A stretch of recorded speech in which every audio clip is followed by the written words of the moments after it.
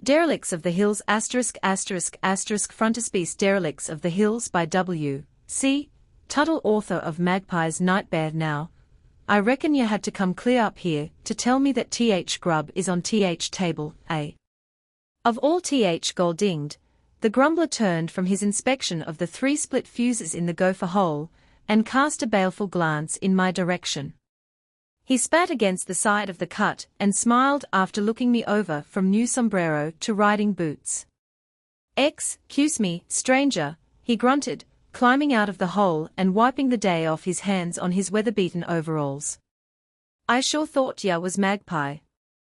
Ya see, we ain't used to having strangers hereabouts. Magpie's my pardner, and he's supposed to be down at th cabin gittin' dinner. I saw a man sitting on a log down the trail a ways as I rode up," I remarked. "Seemed like a curious kind of a person. Wouldn't talk at all. Just sat there and gazed off across the hills. 'Bout 6 feet long and 10 inches wide, sort of a roan with sparsely settled whiskers?" asked the prospector. "Exactly," I agreed. I noticed particularly the moth-eaten hirsute gathering and also the immense distance from the lobe of his right ear to his rear suspender buttons. "Haw haw," exploded the prospector. "Suspender buttons. Haw haw. Doggone good thing ya didn't mention suspender buttons to him, cause he's sorta sensitive over such trifles." "Ahoo," he grunted reflectively, "that was Magpie Simpkins, sure was. Did ya say he didn't seem to be looking at anything particular, just sorta looking?" I assured him that as far as I was able to discern, there was nothing about those mesquite-covered hills to cause a man to focus on one certain spot for an indefinite period of time, oblivious to all material matters. "There's 1 or 2 words in th American language I ain't never been introduced to," he replied, "and just now ya used 'em all in a heap, but I gets th drift. Magpie's transcend. His what?"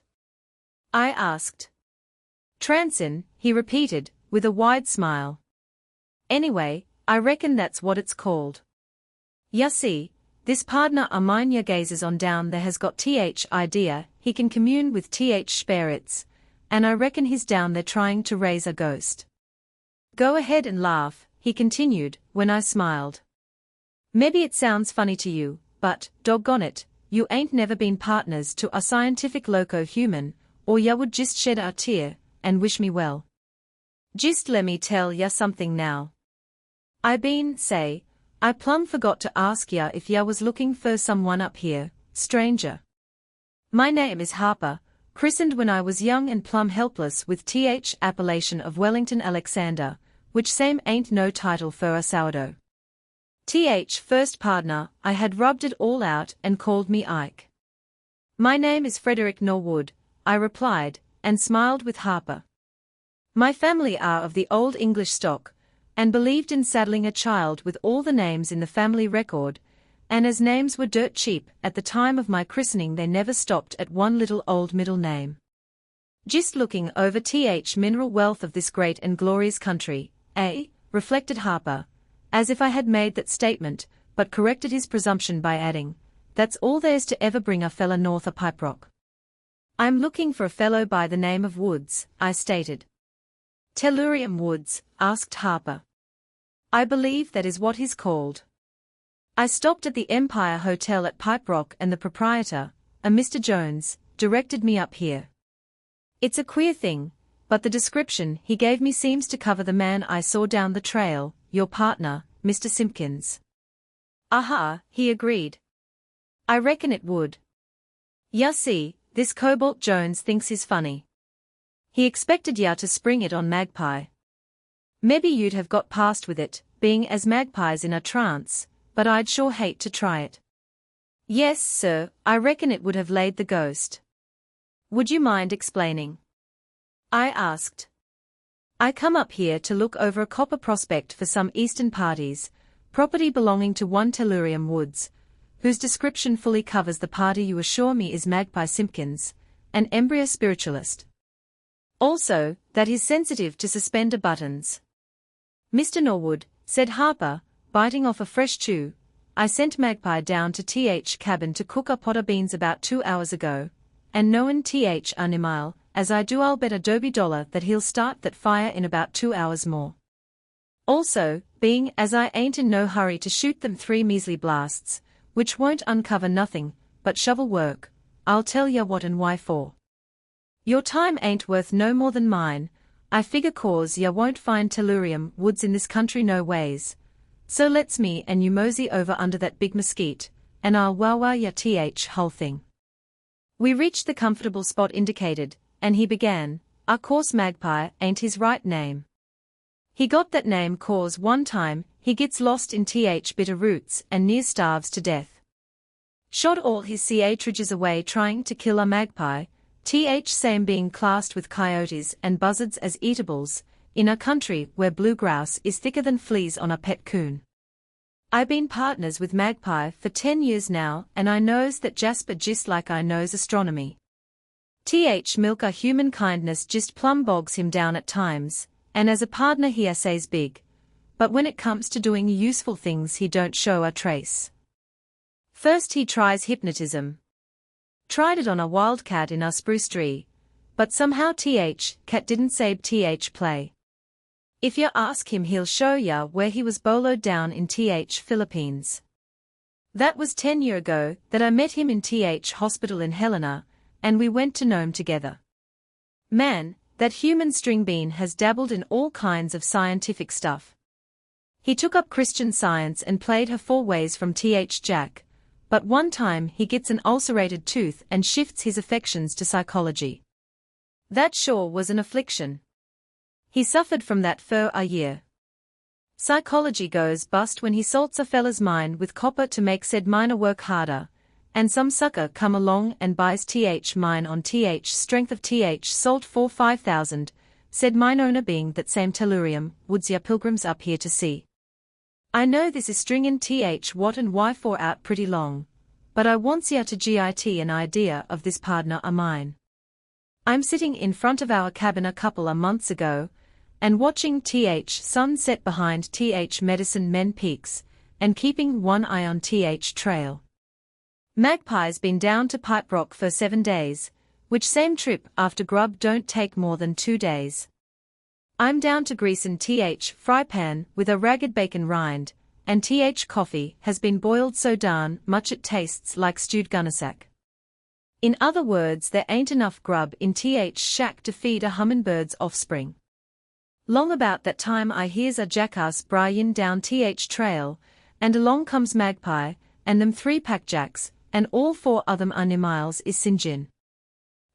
Jacks is sinjin cause they knows packs is soon to come off, but I ain't hep to what makes Magpie so carefree, him usually being too deep in thought to sing above a whisper.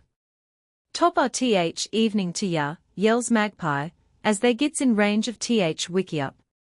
I just grumbles something about starvin' to death and working my fool head off while others take sinjin lessons, but Magpie just sighs deep and helps take packs off. I don't see no new books in packs, and I'm a heap relieved. Feels sorta lonesome like up here, states Magpie, while I'm busy linning my spare ribs with good bacon and beans. Aha, I agrees between mouthfuls, especially after sojournin' in city for quite a spell. Pipe Rock being all of 100 souls, 6 chinks and a small greaser settlement. Ike, says he, after a long spell of silence, did ya ever think what a lot of life we miss living this away? I'm too busy eating, so he continues. Sorta shut off from society of men, and all that. More I think about it more it appalls me. No place to go, nothing to do. Doggone it, Ike, we're just a pair of derelicts on hills of life, you and me. Just driftin' well, gol dang it, Magpie, says I, that's only reasonable way for a poor man to get depth. A course if ya think we'll hit it any sooner by sinkin' a shaft, why, Ike Harper, states Magpie, sorta lofty like, ya got a soul like a pack burro. All ya knows is to eat and work. Your thoughts don't soar higher than top of table. I'm sorry for ya, Ike, cause a fella your plebeian tastes can't appreciate life. This life we a follerin leads, but to an unmarked grave. Don't ya ever gitth soul hunger at all, Ike? Maybe not soul hunger, I replies, but I've been out of beans and bacon for 2 days now. Magpie plumb ignores this last, and ruminates deep. Ike, says he after while, there ain't much use asking, but did ya ever figure any on vim men question? I reply sorta offhand like that I answered knowed a score down yuma way, but I never finished romantic discourse, cause Magpie looks me over with same look in his eyes that he had just before I starts wearing fresh meat on my right eye once. Mr. Harper, I asked ya that question thinking that perhaps ya had a tiny spark of mentality on top of your neck, but I finds that I'm all wrong. I grieves for ya, Ike. I swallows my chew trying to make a snigger sound like a yawn, but Magpie don't notice and keeps on ramblin' in same vein. Ike, didn't ya ever think about coming home at night and find a pretty wife waiting supper for ya? One with eyes color of deep places in Sawtooth Lake and hair like sunset on Medicine Peaks. Someone to love ya, Ike, and clean up cabin and make ya quit wearing nails to connect your suspenders to your pants. Magpie sighs clear down to bottoms of his boots and fumbles for markins after delivering this oration. I takes a fresh chew and asks friendly like, when did she come to Pipe Rock, Magpie? Week ago last, say, who ya talking about? That new blue-eyed, yellow-haired waitress at Cobalt Jones' Hashery. Ya dongade old sourdough sleuth, yells Magpie, but seems tickled a heap to think I done guessed it. How did ya ever figure it out, Ike? Magpie, says I, sorta patronizin' like. I may be of a low order of intelligence and never suffer none from soul hunger, but by golly, I'm cumtux on this here love stuff.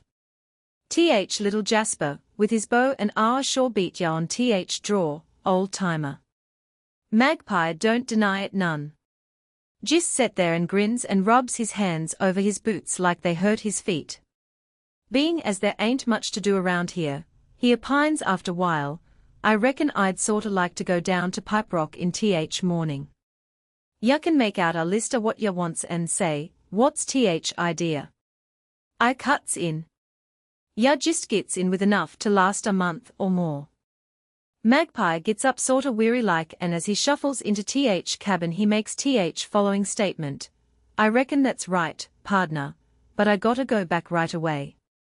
Ya see I'm goin' to marry her, and I plumb forgot to ask her, sorta forgot it, I reckon. The next morning, Ike lights out down trail with rest of packjacks, and I don't see him for 4 days. When he comes driftin' in about sundown on fourth day he's smilin', all over his face, as he comes up trail to cabin. He shakes my hand sorta excited like and tells me I'm looking skookum. Ike, says he, I went and done it. Got married? I asks.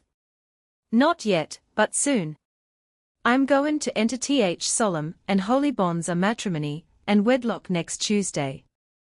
A course, says I, not having been a partner of yours for more than 10 years, and not having saved your worthless life more than once a year, it would be presumptuous, I suppose, to inquire what name this unsuspecting female person answers to.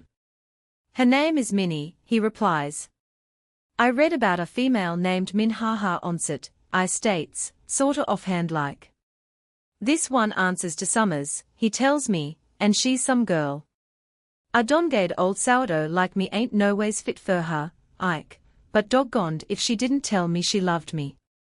He does a portion of Pygan war dance on Woodpile, and then chases burrows clear down to Creek.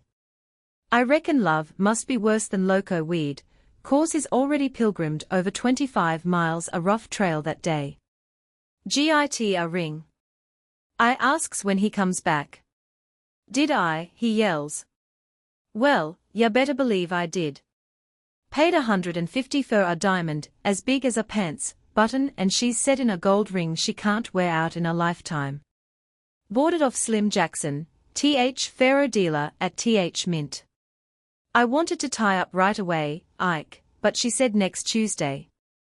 Ya see, she wanted to buy a trousseau and all that kinda stuff. She was a little shy on money, so I lends her a couple of $100, gives it to her, I mean. By golly, Ike, she can have all I got. Why don't you get married, too, and then we'll all live in same wiki up, Ike. See anybody else down there? I asks, ignoring his foolish question. Let's see, I seen that Dongade ol' woodchuck, tellurium woods. He's back again, and was all dressed up like a plush horse.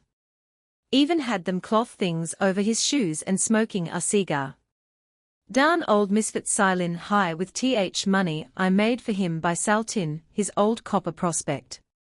I meets him on Street, but him and me don't wow none at all. Honest, Ike, I got a plump sit on my gun hand every time I sees his one-eye ol' face.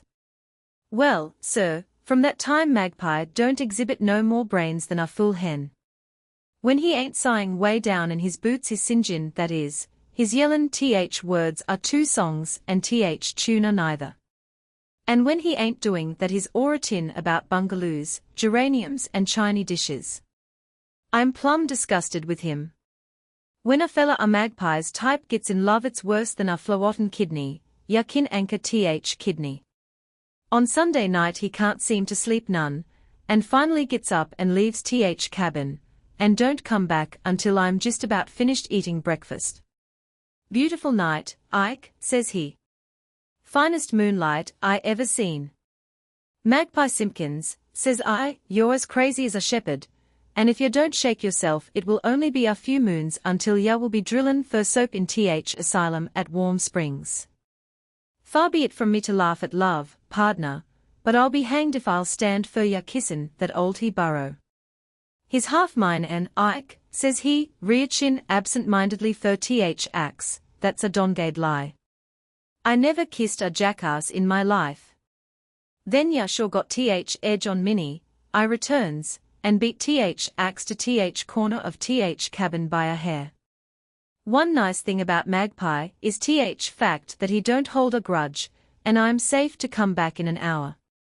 Of course I'm elected to be best man at this weddin', which means I'll have to get my boots greased, buy a new necktie, and keep reasonably sober. Also, I've got to stand in front of Gospel Peddler alongside a Mrs. Cobalt Jones, same being several degrees worse to look at than score I knowed down at Yuma. The day before happenin', that being a Monday, me and Magpie packs burrows and hits trail for Pipe Rock. Magpie drills along a mile or 2 in front until we gets almost inside a town, and then he drops back and sits down on a boulder. Ike, says he, whipping his face on his sleeve, I'm gittin' plumb nervous. Sorta gun shy, I reckon. More I thinks about it worse it seems. I wants to get married, Ike, but every time I thinks about me being up there in front of that preacher fella, and saying I do, doggone it, I gets buck fever. Well, old timer, I remarks, here's a good place to turn outfit around and make a getaway. Not any at all, says he. I don't buy diamonds and loosen up my roll for a trousseau and then stampede. Lead on, McDuffie, and Dongade be he who first yells I got a plenty. Which is a favorite saying of Magpies. I prods lead in Jack, and we pilgrims on down trail toward town. We are almost into Pipe Rock, when we sees a little fella coming ploddin' up trail toward us. He's sort of a runty little party, with rusty whiskers and most awfully bow-legged, and when he gets closer we sees that his packkin a sawed-off 10-gauge shotgun. He stops a few feet in front of us and shifts hardware to cover our whole outfit. Say, says he, which one are you specimens is tellurium woods? Ya dongade little imitation of a croquet wicket, yells Magpie, dropping lead rope and starting forward, but riot gun covers him and he stops sudden-like. What do you mean by that question, he roars. Hurry up and answer, roars Bowlegs right back at him. Neither of us is that polecat, snaps Magpie. And what is more and conclusive, I can lick you and funny party or parties that sent you out here to ask it. I sees that little fella is sorta overcome like, and not knowin' how easy that scattergun is on trigger, I steps in sorta so thin like and tells him who we are. What do ya want of tellurium? I asks. Dang his measly hide, wails fella. I aims to shoot his old hide into shoestrings. I'm plannin' to pulverize his system with buckshot, and I'm hoping this here gun don't scatter so much that he will miss any of contents. And reason for his demise? I asks. Dang him, he done stole my wife, yells little fella. Tellurium would stole your wife, parroted Magpie, rear chin over and appropriatin' hardware. Well, don't cry, little fella. Any dongade woman that would run away with that old hedgehog ain't worth crying over at all. Come on back and have a drink. A drink a hooch will make world seem brighter. I know I'm foolish, he agrees, but it ain't a square deal. We been married over 5 years now and she's been a kind, loving, thoughtful wife until now. We was in business down to Curlew, and when mines shut down our business went busted and so did we. She gets a job up here, and I stays there to settle up business, and when I comes up here she's gone. Dang it all, I says to her when she was leaving, Minnie, says I, when ya gets, what name, interrupts Magpie. Minnie, says little one. My name is Summers, Gus Summers, and I says to her, Magpie shoves gun back into little fella's hands and pats him on top of his rusty old derby hat. Good huntin' and good luck to you, Summers, old scout, says Magpie, who is just a little white around gills. And then he kicks lead burrow in wind and turns him around toward back trail. We gets about halfway back to cabin when Magpie stops to fill his pipe. Ike, says he, that tellurium woods is a friend in need, says I, 15 buckshot to our shell, and 2 shells make 30 holes. Magpie is silent for quite some spell, and then he sticks out his hand with a smile. Ike, old pardner, shake. We may be derelicts are hills, me and you, but, say, did you notice her husband was wearing balin wire instead of pants buttons? Say, I been noticin' smoke coming out of stovepipe for quite a spell, Mr. Norwood, so I reckon Magpie's normal once more. Come on down and taste beans cooked scientifically. Transcriber's note: this story appeared in the June 1916 issue of Adventure magazine. ******* End of the Project Gutenberg ebook Derelicts of the Hills ****** Updated editions will replace the previous one, the old editions will be renamed. Creating the works from print editions not protected by U.S. copyright law means that no one owns a United States copyright in these works. So the Foundation and you can copy and distribute it in the United States without permission, and without paying copyright royalties. Special rules, set forth in the general terms of use part of this license, apply to copying and distributing Project Gutenberg electronic works, to protect the Project Gutenberg concept and trademark. Project Gutenberg is a registered trademark, and may not be used if you charge for an ebook, except by following the terms of the trademark license, including paying royalties for use of the Project Gutenberg trademark. If you do not charge anything for copies of this ebook, complying with the trademark license is very easy. You may use this ebook for nearly any purpose, such as creation of derivative works, reports, performances, and research. Project Gutenberg ebooks may be modified and printed and given away. You may do practically anything in the United States with ebooks not protected by U.S. copyright law. Redistribution is subject to the trademark license, especially commercial redistribution. Start. Full license. The full Project Gutenberg license. Please read this before you distribute or use this work to protect the Project Gutenberg mission of promoting the free distribution of electronic works. By using or distributing this work, or any other work associated in any way with the phrase Project Gutenberg, you agree to comply with all the terms of the full Project Gutenberg license available with this file, or online at www.gutenberg.org/license. Section 1. General Terms of Use and Redistributing Project Gutenberg Electronic Works 1.a. By reading or using any part of this Project Gutenberg electronic work, you indicate that you have read, understand, agree to and accept all the terms of this license and intellectual property, trademark or copyright agreement. If you do not agree to abide by all the terms of this agreement, you must cease using and return or destroy all copies of Project Gutenberg electronic works in your possession. If you paid a fee for obtaining a copy of or access to a Project Gutenberg electronic work, and you do not agree to be bound by the terms of this agreement, you may obtain a refund from the person or entity to whom you paid the fee as set forth in paragraph 1.e.8. 1.b. Project Gutenberg is a registered trademark. It may only be used on or associated in any way with an electronic work by people who agree to be bound by the terms of this agreement. There are a few things that you can do with most Project Gutenberg electronic works even without complying with the full terms of this agreement. See paragraph 1.c below.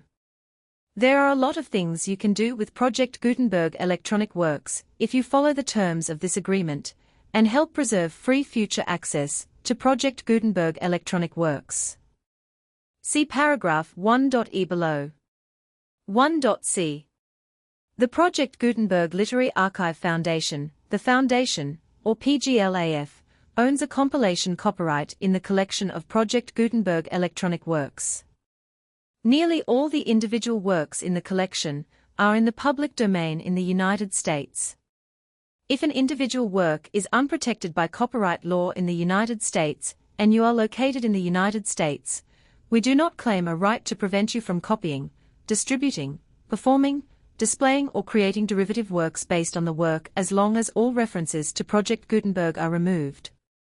Of course, we hope that you will support the Project Gutenberg mission of promoting free access to electronic works by freely sharing Project Gutenberg works in compliance with the terms of this agreement for keeping the Project Gutenberg name associated with the work. You can easily comply with the terms of this agreement by keeping this work in the same format, with its attached full Project Gutenberg license, when you share it without charge with others. 1.d. The copyright laws of the place where you are located also govern what you can do with this work. Copyright laws in most countries are in a constant state of change. If you are outside the United States, check the laws of your country in addition to the terms of this agreement before downloading, copying, displaying, performing, distributing, or creating derivative works based on this work, or any other Project Gutenberg work. The Foundation makes no representations concerning the copyright status of any work in any country other than the United States. 1.e. Unless you have removed all references to Project Gutenberg. 1.e.1. The following sentence, with active links to, or other immediate access to, the full Project Gutenberg license must appear prominently whenever any copy of a Project Gutenberg work, any work on which the phrase Project Gutenberg appears, or with which the phrase Project Gutenberg is associated, is accessed, displayed, performed, viewed, copied or distributed. This ebook is for the use of anyone anywhere in the United States and most other parts of the world at no cost and with almost no restrictions whatsoever. You may copy it, give it away, or reuse it under the terms of the Project Gutenberg license included with this ebook, or online at www.gutenberg.org. If you are not located in the United States, you will have to check the laws of the country where you are located before using this ebook. 1.e.2. If an individual Project Gutenberg electronic work is derived from texts not protected by U.S. copyright law, does not contain a notice indicating that it is posted with permission of the copyright holder, the work can be copied and distributed to anyone in the United States without paying any fees or charges. If you are redistributing or providing access to a work with the phrase Project Gutenberg associated with or appearing on the work, you must comply either with the requirements of paragraphs 1.e.1 through 1.e.7, or obtain permission for the use of the work and the Project Gutenberg trademark as set forth in paragraphs 1.e.8 or 1.e.9. 1.e.3. If an individual Project Gutenberg electronic work is posted with the permission of the copyright holder, your use and distribution must comply with both paragraphs 1.e.1 through 1.e.7 and any additional terms imposed by the copyright holder. Additional terms will be linked to the Project Gutenberg license for all works posted with the permission of the copyright holder found at the beginning of this work. 1.e.4. Do not unlink or detach or remove the full Project Gutenberg license terms from this work, or any files containing a part of this work, or any other work associated with Project Gutenberg. 1.e.5. Do not copy, display, perform, distribute or redistribute this electronic work, or any part of this electronic work, without prominently displaying the sentence set forth in paragraph 1.e.1 with active links, or immediate access to the full terms of the Project Gutenberg license. 1.e.6. You may convert to and distribute this work in any binary, compressed, marked up, non-proprietary, or proprietary form, including any word processing or hypertext form. However, if you provide access to or distribute copies of a Project Gutenberg work in a format other than plain vanilla ASCII, or other format used in the official version posted on the official Project Gutenberg website at www.gutenberg.org, you must, at no additional cost, fee or expense to the user, provide a copy, a means of exporting a copy, or a means of obtaining a copy upon request, of the work in its original plain vanilla ASCII, or other form. Any alternate format must include the full Project Gutenberg license, as specified in paragraph 1.e.1. 1.e.7. Do not charge a fee for access to, viewing, displaying, performing, copying or distributing any Project Gutenberg works unless you comply with paragraph 1.e.8 or 1.e.9. 1.e.8. You may charge a reasonable fee for copies of or providing access to or distributing Project Gutenberg electronic works provided that you pay a royalty fee of 20% of the gross profits you derive from the use of Project Gutenberg works calculated using the method you already use to calculate your applicable taxes. The fee is owed to the owner of the Project Gutenberg trademark, but he has agreed to donate royalties under this paragraph to the Project Gutenberg Literary Archive Foundation. Royalty payments must be paid within 60 days following each date on which you prepare, or are legally required to prepare, your periodic tax returns. Royalty payments should be clearly marked as such and sent to the Project Gutenberg Literary Archive Foundation at the address specified in Section 4, Information about Donations to the Project Gutenberg Literary Archive Foundation. You provide a full refund of any money paid by a user who notifies you in writing, or by email, within 30 days of receipt, that he does not agree to the terms of the full Project Gutenberg license. You must require such a user to return or destroy all copies of the works possessed in a physical medium and discontinue all use of and all access to other copies of Project Gutenberg works. You provide, in accordance with paragraph 1.f.3, a full refund of any money paid for a work or a replacement copy, if a defect in the electronic work is discovered and reported to you within 90 days of receipt of the work. You comply with all other terms of this agreement for free distribution of Project Gutenberg works. 1.e.9. If you wish to charge a fee or distribute a Project Gutenberg electronic work or group of works on different terms than are set forth in this agreement, you must obtain permission in writing from the Project Gutenberg Literary Archive Foundation, the manager of the Project Gutenberg trademark. Contact the Foundation as set forth in Section 3 below. 1.f. 1.f.1. Project Gutenberg volunteers and employees expend considerable effort to identify, do copyright research on, transcribe, and proofread works not protected by U.S. copyright law in creating the Project Gutenberg collection. Despite these efforts, Project Gutenberg electronic works, and the medium on which they may be stored, may contain defects, such as, but not limited to, incomplete, inaccurate, or corrupt data, transcription errors, a copyright or other intellectual property infringement, a defective or damaged disk or other medium, a computer virus, or computer codes that damage or cannot be read by your equipment. 1.f.2 Limited warranty, disclaimer of damages except for the right of replacement or refund described in paragraph 1.f.3. The Project Gutenberg Literary Archive Foundation, the owner of the Project Gutenberg trademark, and any other party distributing a Project Gutenberg electronic work under this agreement, disclaim all liability to you for damages, costs and expenses, including legal fees.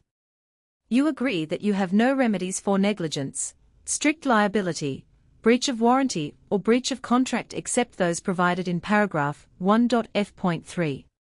You agree that the Foundation, the trademark owner, and any distributor under this agreement will not be liable to you for actual, direct, indirect, consequential, punitive or incidental damages even if you give notice of the possibility of such damage.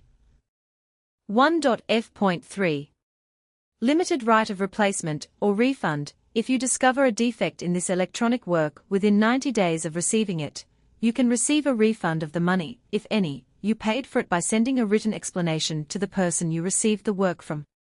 If you received the work on a physical medium, you must return the medium with your written explanation. The person or entity that provided you with the defective work may elect to provide a replacement copy in lieu of a refund. If you received the work electronically, the person or entity providing it to you may choose to give you a second opportunity to receive the work electronically in lieu of a refund. If the second copy is also defective, you may demand a refund in writing without further opportunities to fix the problem. 1.f.4 Except for the limited right of replacement or refund set forth in paragraph 1.f.3, this work is provided to you as is, with no other warranties of any kind, express or implied, including but not limited to warranties of merchantability or fitness for any purpose. 1.f.5 Some states do not allow disclaimers of certain implied warranties, or the exclusion or limitation of certain types of damages. If any disclaimer or limitation set forth in this agreement violates the law of the state applicable to this agreement, the agreement shall be interpreted to make the maximum disclaimer or limitation permitted by the applicable state law. The invalidity or unenforceability of any provision of this agreement shall not void the remaining provisions. 1.f.6 Indemnity. You agree to indemnify and hold the Foundation, the trademark owner, any agent or employee of the Foundation, anyone providing copies of Project Gutenberg electronic works in accordance with this agreement, and any volunteers associated with the production, promotion and distribution of Project Gutenberg electronic works, harmless from all liability, costs and expenses, including legal fees, that arise directly or indirectly from any of the following which you do or cause to occur. A. Distribution of this or any Project Gutenberg work. B. Alteration, modification, or additions or deletions to any Project Gutenberg work. And C. Any defect you cause. Section 2. Information about the mission of Project Gutenberg. Project Gutenberg is synonymous with the free distribution of electronic works in formats readable by the widest variety of computers, including obsolete, old, middle-aged and new computers. It exists because of the efforts of hundreds of volunteers and donations from people in all walks of life. Volunteers and financial support to provide volunteers with the assistance they need are critical to reaching Project Gutenberg's goals and ensuring that the Project Gutenberg collection will remain freely available for generations to come. In 2001, the Project Gutenberg Literary Archive Foundation was created to provide a secure and permanent future for Project Gutenberg and future generations. To learn more about the Project Gutenberg Literary Archive Foundation and how your efforts and donations can help, see sections 3 and 4 and the Foundation information page at www.gutenberg.org. Section 3. Information about the Project Gutenberg Literary Archive Foundation. The Project Gutenberg Literary Archive Foundation is a non-profit 501(c)(3) educational corporation organized under the laws of the state of Mississippi and granted tax-exempt status by the Internal Revenue Service. The Foundation's EIN, or Federal Tax Identification Number, is 64-6221541. Contributions to the Project Gutenberg Literary Archive Foundation are tax-deductible to the full extent permitted by U.S. federal laws and your state's laws. The Foundation's business office is located at 809 North 1500 West, Salt Lake City, Utah, 84116, 801-596-1887. Email contact links and up-to-date contact information can be found at the Foundation's website and official page at www.gutenberg.org/contact section 4. Information about donations to the Project Gutenberg Literary Archive Foundation. Project Gutenberg depends upon and cannot survive without widespread public support and donations to carry out its mission of increasing the number of public domain and licensed works that can be freely distributed in machine-readable form accessible by the widest array of equipment, including outdated equipment. Many small donations, $1 to $5,000, are particularly important to maintaining tax-exempt status with the IRS. The Foundation is committed to complying with the laws regulating charities and charitable donations in all 50 states of the United States. Compliance requirements are not uniform, and it takes a considerable effort, much paperwork, and many fees to meet and keep up with these requirements. We do not solicit donations in locations where we have not received written confirmation of compliance. To send donations or determine the status of compliance for any particular state, visit www.gutenberg.org/donate. While we cannot and do not solicit contributions from states where we have not met the solicitation requirements, we know of no prohibition against accepting unsolicited donations from donors in such states who approach us with offers to donate. International donations are gratefully accepted, but we cannot make any statements concerning tax treatment of donations received from outside the United States. U.S. laws alone swamp our small staff. Please check the Project Gutenberg web pages for current donation methods and addresses. Donations are accepted in a number of other ways, including checks, online payments, and credit card donations. To donate, please visit www.gutenberg.org/donate. Section 5. General information about Project Gutenberg Electronic Works. Professor Michael S. Hart was the originator of the Project Gutenberg concept of a library of electronic works that could be freely shared with anyone. For 40 years, he produced and distributed Project Gutenberg ebooks with only a loose network of volunteer support. Project Gutenberg ebooks are often created from several printed editions, all of which are confirmed as not protected by copyright in the U.S. unless a copyright notice is included. Thus, we do not necessarily keep ebooks in compliance with any particular paper edition. Most people start at our website, which has the main PG search facility, www.gutenberg.org.